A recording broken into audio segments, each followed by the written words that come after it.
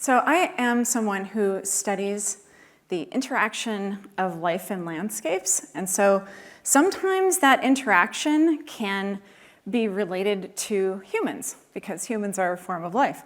Sometimes it's other stuff. I love dabbling in different kinds of animals. Some of you have heard me go on and on about worms. Some of you have heard me talk a lot about locusts and other kinds of little ground animals. So I'm going to start off with sort of my personal path a bit. And one of the things that I started off doing is really understanding an indirect effect of life that we are having. And when I was a graduate student, I went to Antarctica to try to understand how putting a whole bunch of CO2 in the atmosphere was going to affect this ice sheet. Way back there is the East Antarctic ice sheet. The result of melting that, and at that time it was really unknown how long ago there was a large amount of deglaciation in this presumably, now we think, stable part of Earth. And so I did that. Got sick of being cold, to be frank, and other reasons. And kind of wanted to move back to doing less about like, oh, how fast, how bad is this going to be? And really think about how we adapt to things that are actually going to happen. And I've had the pleasure since I've moved to California to really think about how our coastlines are changing as well. And we use some of the similar tools. We're looking at long-term changes. We're using topographic data collected recently to really figure out how the baseline is different from what has happened in the past and how sea level rise might relate to that. And how, of course, humans are contributing to that through greenhouse gas emissions. And you can see that this is no joke. So this is the coaster running between Los Angeles and San Diego. This is how close these rail lines are to the ocean, which is eroding incredibly, incredibly fast. It actually shut down one of the most traveled stretches of rail line in the United States, shut down in 2022. It's going to shut it down again next year, and the next year, and the next year, right? We also, on the left there, have, no big deal, just a nuclear power plant. I'm laughing, but it's absurd laughing, right? It's not something that we should take lightly.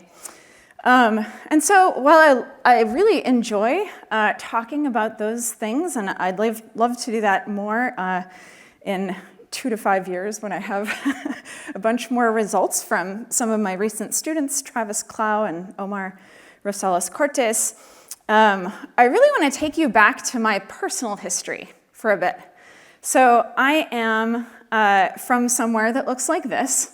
We had a subsistence farm when I was growing up. When we didn't have like vegetables and stuff, people would shoot things.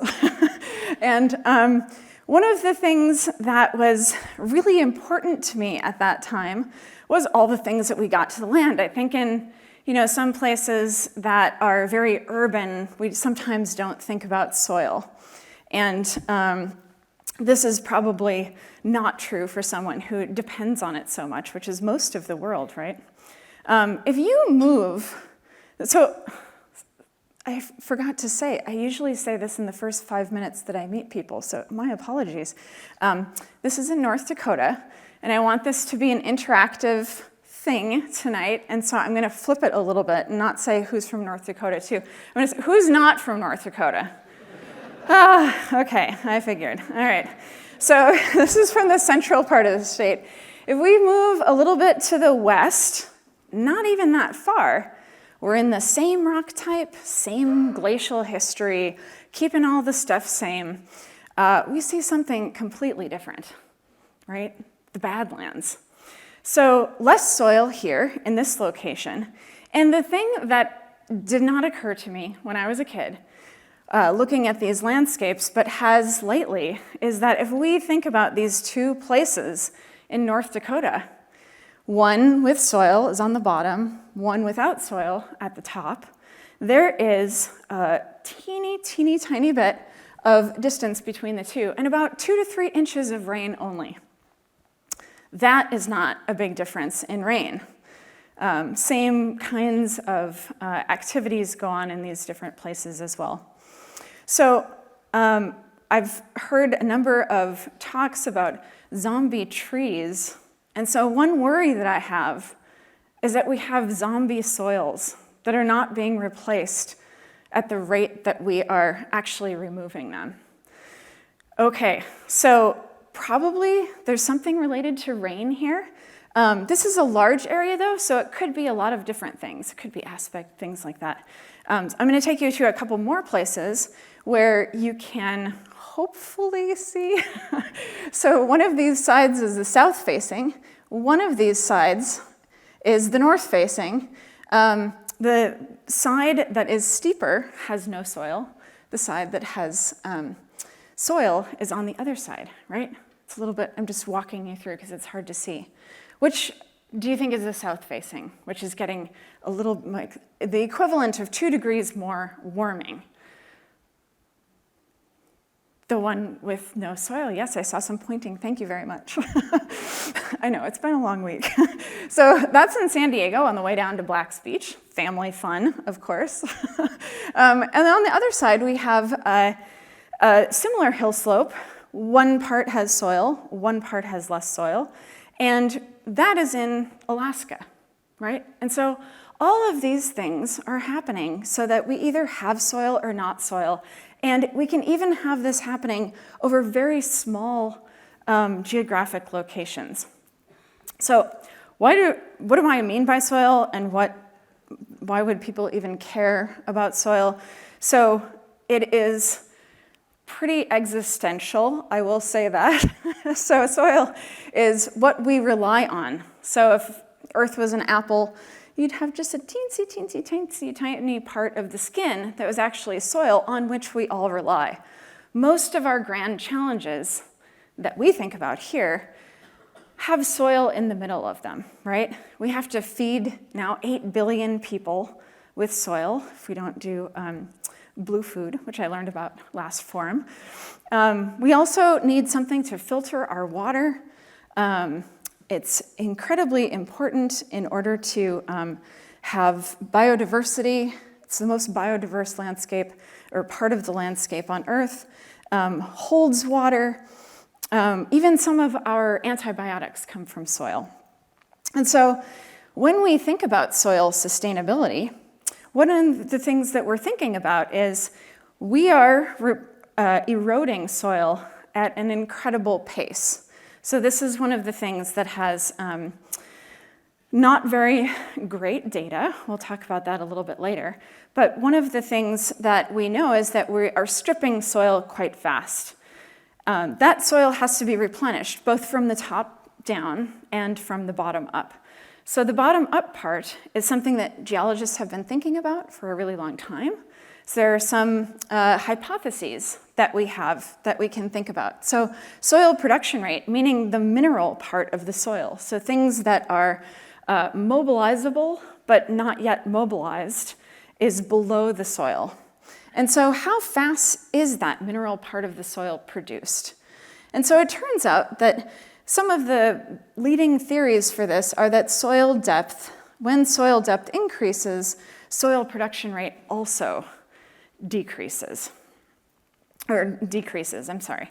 And so we went to a couple of places, one of which was Puerto Rico, where they have an abundance of life, also a really warm, wet climate. And one thing that we found, and this is TEDified data, is that this soil resists self-arrest. And so we don't see a huge difference in soil production rates depending on the soil thickness. Turns out this is a really bad thing to find out if you're interested in replacing that soil that's eroded by farming and other ways that we go about using the land. Also turns out that climate is incredibly important here. Aridity index really scales with the amount of soil that we have. and how fast that maximum soil is being replaced. If we think about how we would even imagine going about this, I would say that one of the things that I've benefited from is being a grad student at the right time in the right place. I know that sounds strange, but one of the things that we rely on as a tool is isotopes that are produced from cosmic rays. So as a geologist, one of the weird things that we do is sometimes we hit rocks with a rock hammer. That's how we do things. Sometimes we measure one atom of beryllium-10 in a million billion. So you can take your pick. So one of the ways that we can really understand the world around us is by using these isotopes in order to figure out how long things stay on the landscape and how mobilized the soil is. This is much better, and I feel sort of happy that I'm not this graduate student. Tommy is the only name we know him by, and he's having a sandwich on top of an atomic bomb. Again, nervous laughter. I don't think that's a good thing. So in my lab, we also use some of these anthropogenic nuclides in order to figure out how soil is moving around over time as little tracers that we can use. So one of the things that I've learned studying soil is that, for example, in Australia, they have a lot of land use problems, and their soil is degrading. About a third of the soil around is degrading. And one little fun fact that I learned about Australian wine, for example, is that you have one glass full of soil that's eroded for every glass of wine that you produce. It's a huge amount, right? And so, I bet you're glad that I didn't just start drinking then. Awkward.